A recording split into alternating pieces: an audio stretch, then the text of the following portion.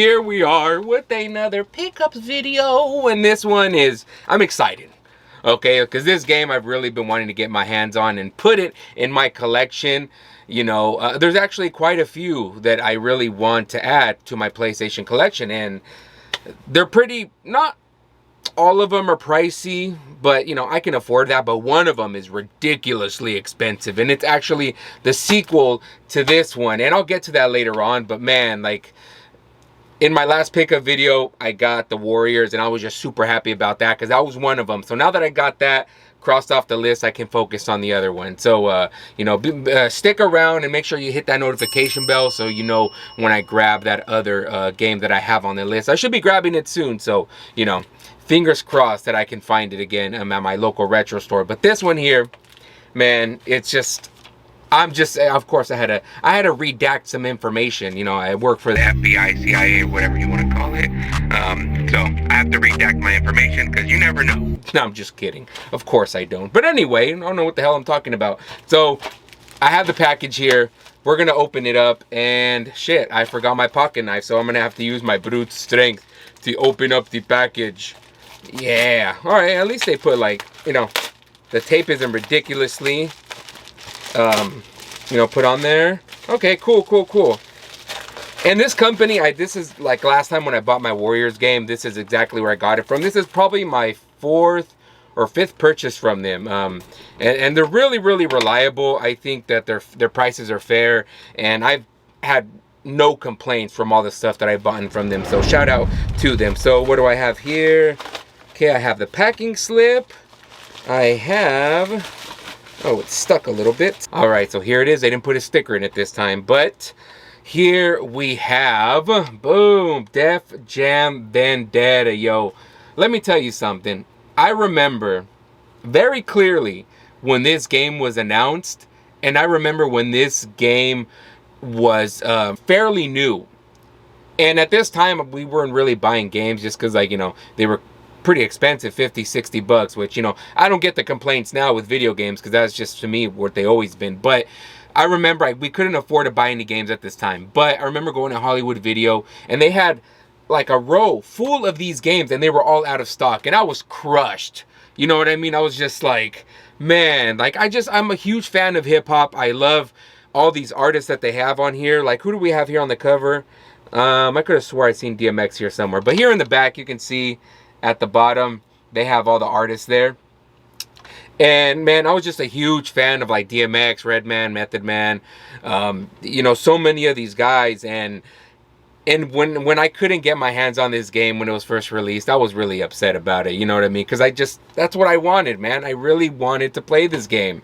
And it was a fighter of all things. You know what I mean? So, I remember I went back the next week, still no luck, and I pretty much gave up at some point. And then like the 3rd, 4th week that this game was out, we went to go rent a movie, and I seen that there was one copy, or had asked the front desk, like, hey, you know, if anybody has returned, you know, Def Jam Vendetta for the PS2 or whatever. And they're like, let me check.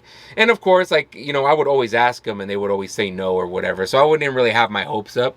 But the guy came back, he's like, yeah, actually, he's like, let me process it, and I can, I can, you know, get whatever you guys are going to get and come back up, and you guys can, you know, we'll have it ready. So I was just super happy, and I just, you know, we went home, and beautiful thing is that it was a Friday, so I had no homework, none of that shit to take care of. I got to go home, pop this into my PS2, and have a freaking great time. Now, the sequel, okay, like I mentioned, is super expensive, okay? For some reason, these people got into their head that Fight for New York should be over $100. I have no idea why. From what I assumed, that it was a fairly well produced game, right? So like, why would there be an issue with pricing? Like, it's not rare. It might have came out during like the PS2, like the end of its lifespan, but it sold so many copies, and I knew so many people who had their copies. I actually had a copy of the game, but you know, unforeseen circumstances, I ended up getting it stolen and shit like that. You know, it's what happens when you move around a lot when you're a kid. Shit goes missing. But man, I just remember having a copy, and I've been trying to look for one at a decent price.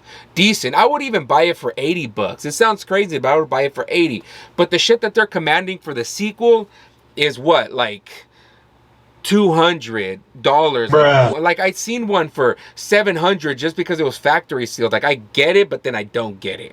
You know what I mean? So it's a great game. I fucking love Fight for New York. It's such a great fighter. This one is a good series to start out with, but Fight for New York is just so much better.